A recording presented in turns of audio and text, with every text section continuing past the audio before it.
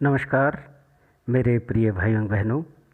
जैसे कि आप जानते हैं, बुद्ध मतवाद अर्थात बुद्धिज़्म को हमारे भारतवर्ष में या दर्शन जगत में नास्तिक दर्शन के रूप में चिन्हित किया गया है। आखिर में इसके पीछे कारण क्या है? जैसे कि आप जानते हैं, बुद्ध ने अनुष्ठानपूर्ण धर्म का स्पष्ट रूप में विरोध किया है। उन्होंने मनुष्य को नीति मार्ग पर चलने का परामर्श दिया है। भगवान बुद्ध ने कहा था, अपने आप को तैयार करो, जो सत्य है वह तुम्हारे सम्मुख स्वतः ही फूट उठेगा। बुद्ध ने ईश्वर के संबंध में कुछ नहीं कहा था। आत्मा के संबंध में उनका वक्तव्य स्पष्ट था और उन्होंने स्पष्टतः वेदों का समर्थन नहीं किया था। इन्हीं 3 कारणों से बुद्ध का दर्शन नास्तिक मतवाद के रूप में चिन्हित किया गया। ईश्वर के संबंध में बुद्ध ने स्पष्ट कुछ भी नहीं कहा था। यह बात ठीक है, किंतु उन्होंने युक्ति से या बिना युक्ति के ईश्वर के विरुद्ध में भी कुछ नहीं कहा था। उनसे पूछा गया था, किम भगवत अत्थि, ये पाली भाषा में है, किम भगवत अत्थि। बुद्ध ने कोई उत्तर नहीं दिया था। इससे 3 श्रेणियों के मनुष्य ने बुद्ध के संबंध में 3 प्रकार की धारणाएं बना ली थी।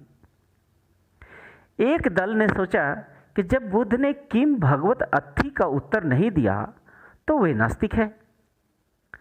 दूसरे दल ने सोचा कि जब बुद्ध ने किम भगवत अत्थि का जवाब नहीं दिया तो वे निश्चय ही आस्तिक है।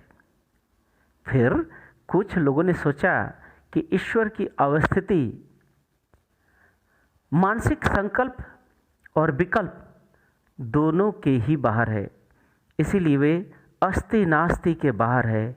इसी कारण से बुद्ध मौन रह गए। जा तेई बोली ते तभी टाल, गुरु बोब से शिशकाल। भनई कान्हू जिन रैन भी कैसा, काले बोब संबोह्य जैसा। बुद्ध ने आत्मा के संबंध में या ऐसे किसी शब्द का व्यवहार नहीं किया, पर ये बात उन्होंने जरूर कहा है, अत्ता ही अत्तानांग नाथः, अर्थात आत्मा ही आत्मा का ईश्वर है। वाक्य का व्यवहार किया था। इसको 2 अर्थ हो सकते हैं। एक अर्थ हो सकता है, आप ही अपने अधीश्वर हैं। दूसरा अर्थ हो सकता है, आत्मा आत्मा का अधीश्वर है। दूसरा अर्थ शायद संगति है, क्योंकि प्राकृत भाषा में स्वयं या अपने या अपनी, इन तीनों शब्दों के लिए मुख्यतः अपन शब्द का व्यवहार किया जाता था। इस कारण बुद्ध ने आत्मा को नहीं माना।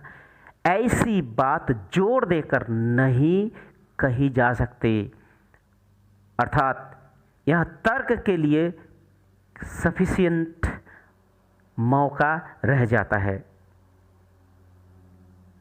बुद्ध ने वेदों को नहीं माना, ये बात ठीक है, पर वे अपने वक्तव्य को एषा धम्म सनातन, यही सनातन धर्म है, ये बात जरूर कहे हैं। बुद्ध ने स्पष्ट रूप से और कठोर रूप से जन्मांतरवाद को माना है। वस्तुतः बुद्ध दर्शन या बुद्ध मतवाद के पहले जन्मांतरवाद पर इतना जोर किसी ने नहीं दिया था। जो जन्मांतरवाद को मानते हैं वे आत्मा को मानने के लिए बाध्य है। आत्मा को मानने पर जन्मांतर किसका हो रहा है? बुद्ध के निर्वाण या महानिर्वाण के संबंध में कुछ नहीं कहा जा सकता, क्योंकि यह आलोच्य विषय के बाहर है। जो भी हो, यहाँ बुद्ध के नास्तिकवाद के विषय में संशय को स्पष्ट किया गया है। बुद्ध की आस्तिकता के संबंध में मतभेद है, किंतु बुद्ध की नीतिवादिता के संबंध में कोई मतभेद नहीं है। बुद्ध की हर बात में नीतिवाद अर्थात मॉरलिटी का निष्कलुष प्रकाश दिखता है। बुद्ध के पहले और किसी ने भी इस प्रकार नीतिवाद की उज्ज्वल शिखा से मनुष्य के मानस पटल को प्रदीप्त नहीं किया। आगे बढ़ने के लिए निर्देशन में उनका जो अष्टांग मार्ग है, उनसे भी जीव को पशुत्व से मानवत्व में उन्नीत करने में सहायता की है। उनके जो अष्टांग मार्ग है, सम्यक दर्शन, सम्यक का मतलब होता है यहाँ पर प्रॉपर अर्थात बैलेंस फिलॉसफी, सम्यक संकल्प अर्थात डिटर्मिनेशन, सम्यक वाक, संतुलित वाक अर्थात जो भाषा हम यूज़ करते हैं, शब्दों का प्रयोग करते हैं, ये सुसंतुलित होना चाहिए। सम्यक आजीव, प्रॉपर जीवन जीने के लिए जो कार्यशैली है, जिसे हम जीविका कहते हैं, अर्थात समुचित जीविका होनी चाहिए। सम्यक व्यायाम अर्थात रेगुलर और बैलेंस्ड एक्सरसाइज बहुत ही ज़रूरी है। सम्यक कर्मांत अर्थात कर्म जब शुरू करते हैं उसका अंत भी करना चाहिए। सम्यक स्मृति और मनुष्य के जीवन में मानवता में प्रतिष्ठित होने के लिए स्मृति शक्ति बहुत ही ज़रूरत है, अर्थात सम्यक स्मृति भी ज़रूरत है। और आखिर तक सम्यक समाधि, जिसको निर्वाण कहते हैं, ये अष्टांग मार्ग है।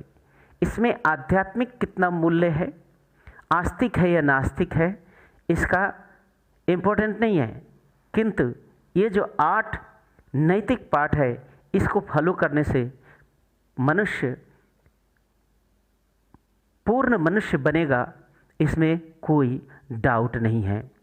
इसलिए बुद्ध मतवाद को या बुद्ध के इस नीतिवाद को नास्तिकवाद का रूप देना एक बहुत बड़ा षड्यंत्र था, और आज भी इस षड्यंत्र को लोग समाज में प्रस्तुत करने का कोशिश कर रहे हैं। किंतु भगवान श्री श्री आनंद मूर्ति जी ने यहाँ स्पष्ट रूप से बता दिया है कि जहाँ पर आत्मा के अस्तित्व को स्वीकारा गया है, जहाँ पुनर्जन्म को स्वीकारा गया है, वहाँ पर किसी भी व्यक्ति को नास्तिक कहना ये मूर्खता के सिवाय और कुछ नहीं है। ये बौद्धिक दिवालियापन है जिन्होंने बौद्धिक मतवाद को नास्तिक दर्शन में रखा है। धन्यवाद, नमस्कार।